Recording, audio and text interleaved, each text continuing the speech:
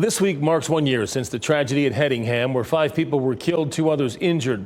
The suspected shooter was also injured. Tonight, we look back on the life of Mary Marshall, who was killed while walking her dog on the Greenway.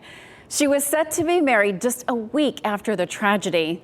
That wedding turned into her celebration of life. WRAL's Chelsea Donovan spoke with her fiance. Today is not supposed to be a sad day. October 29th, 2022, the same day Rob Steele and Mary Marshall were set to marry, was the same day Mary was remembered. The juxtaposition of doing her celebration of life on our wedding day instead of our wedding, it was hard. It's still hard. He never got to see Mary walk down the aisle in this wedding dress she modeled for friends and family. The dress, though, hung at her celebration of life. Walking in there and seeing it on a mannequin instead of on Mary was hard.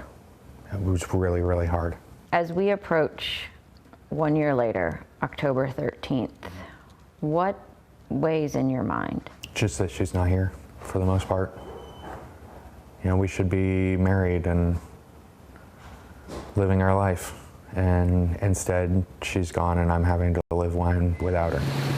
October 13th was a typical day. Mary was out on the Greenway walking Scruff, her dog. Scruff slipped out of his collar. He was running loose, so Mary called Rob. Rob heard gunshots through the phone. The way Scruff follows me around the house, the way he used to follow her around, makes me think of her every time. Mary was shot multiple times on the Greenway. Scruff never left her side.